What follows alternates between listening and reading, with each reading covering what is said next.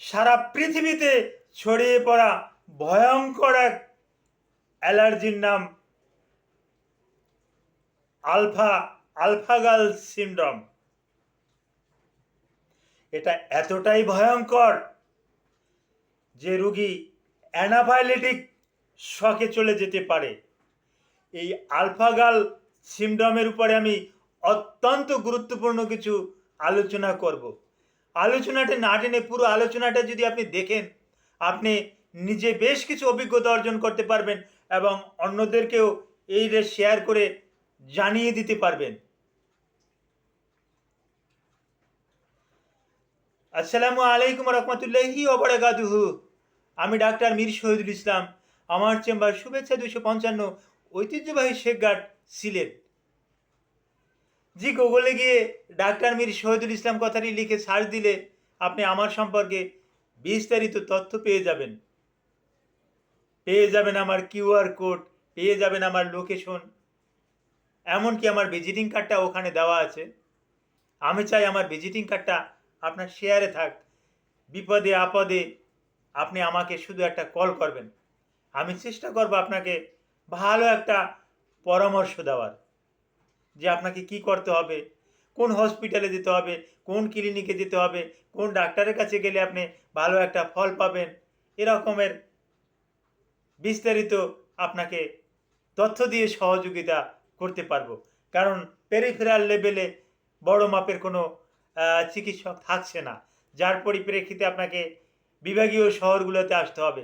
বিভাগীয় শহরগুলোতে আসলে কোন ডাক্তার কোন বিষয়ের উপরে, কে ভালো মানের চিকিৎসক, কাকে দেখাতে হবে, কি করতে হবে, সিরিয়াল নেওয়ার জন্য কি করতে হবে, বা ডাইরেক্ট আমি বলে দিলাম যে না আপনার সিরিয়াল লাগবে না, আমি বলে দিচ্ছি আপনি যান। তো এই যে কতগুলো উপকার আপনি পাবেন, এর প্রেক্ষাপটে আপনি ওই ভিজিটিং কার্ডটা আপনার মোবাইলের গ্যালারিতে আপনি রেখে দিবেন। জি দর্শক শ্রোতা, আলোচনা করতেছিলাম গুরুত্বপূর্ণ একটা অ্যালার্জি নিয়ে, যেটা শরীরে হলে মানুষ মৃত্যুর কাছাকাছি চলে যায়। কারণ অ্যানাফাইলেটিক শক হলে বলাই যায় মৃত্যুর কাছাকাছি। আমরা বেশিরভাগ সময় লাল মাংস খেয়ে থাকি, রেড মিট খেয়ে থাকি। এই রেড মিটের ভিতরে মহিষের মাংস, গরুর মাংস, ভেড়ার মাংস, ছাগলের মাংস, দুম্বার মাংস, উটের মাংস, এগুলাকে কিন্তু আমরা রেড মিট বলি। এই রেড মিট খেয়ে থাকি। এই রেড মিট খাওয়ার পরিপ্রেক্ষিতেই কিন্তু এই আলফাগাল সিনড্রোমটা বেশি বেশি হয়ে থাকে। কারণ পশুকে প্রায় সময় একটা পতঙ্গে কামড়ায়, পতঙ্গটার নামই কিট, পতঙ্গটার নামই হলো tick. Tick, T I C K, tick. এই টিক জীবাণুটায়, এটা অ্যাস লাইকে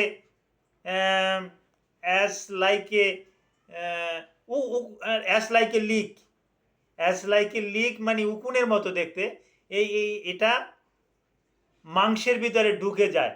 যেমন আমরা অনেক সময় বলি যে খালি পায়ে যদি আপনি হাঁটাহাঁটি করেন, হয়তো অনেকে বলে এটা কেমনি, এটা কিভাবে সম্ভব, পায়ের নিচ দিয়ে কৃমির জীবাণু এটা কিভাবে শরীরে ঢুকে যায়, লার্ভাটা কিভাবে ঢুকে, এটা আমরা বুঝি। আমরা যখন মাইক্রোস্কোপে দেখি তখন আমরা এটা নিয়ে সন্দেহ করি না। তো আপনারাও আমাদের কথার উপরে গুরুত্ব দেন। তো অনুরূপ এই যে টিক টিক, এই টিক টিক নামের জীবাণুটা মাংসের ভিতরে ঢুকে থাকতে পারে। এই মাংস যখন খাওয়া হয় তখনই কিন্তু এই সমস্যাটা দেখা যায়। তখনই যে সমস্যাটা দেখা যায়, এই রোগটাকে বলি আলফাগাল সিনড্রোম। এই আলফাগাল সিনড্রোম এতে সারা পৃথিবীতে এখন ছড়িয়ে ছিটিয়ে পড়ছে।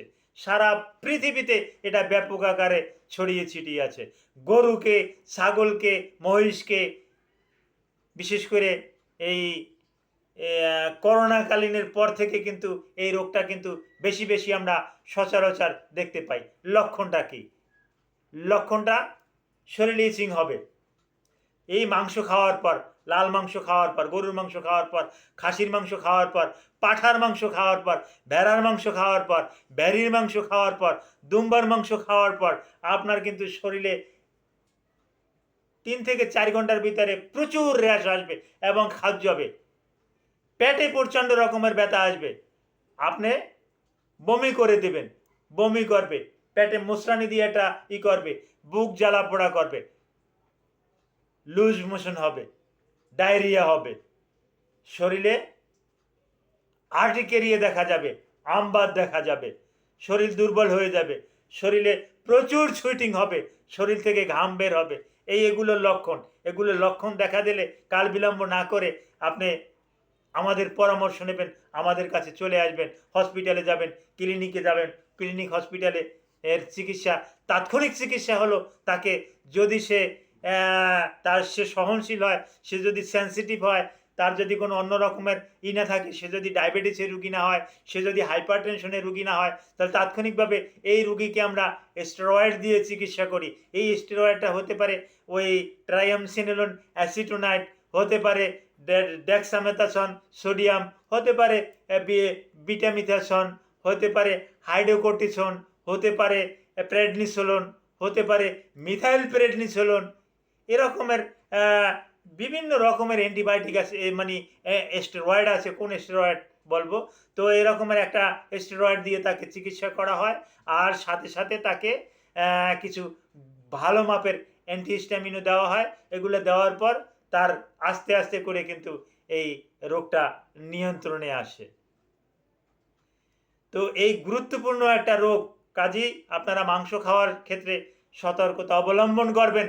গরুর মাংস, মহিষের মাংস, দুম্বার মাংস, ভেড়ার মাংস, ভেড়ির মাংস, পাঁঠার মাংস, তারপর আসে ছাগলের মাংস, এগুলো খেতে সতর্কতা অবলম্বন করবেন। আর যে রোগটা নিয়ে আলোচনা করলাম, রোগটা আলফা গার্ল সিনড্রোম। এই আলফা গার্ল সিনড্রোম এ সম্পর্কে যদি আপনারা আরও বিস্তারিত জানতে চান, আমাকে সরাসরি ইমোতে কল করবেন, হোয়াটসঅ্যাপে কল করবেন, ইমেল করবেন, ভিডিওর কমেন্ট বক্সে কমেন্ট করবেন, আমি জানিয়ে দেব। সবাইকে ধন্যবাদ জানিয়ে আমি এখানেই শেষ করছি।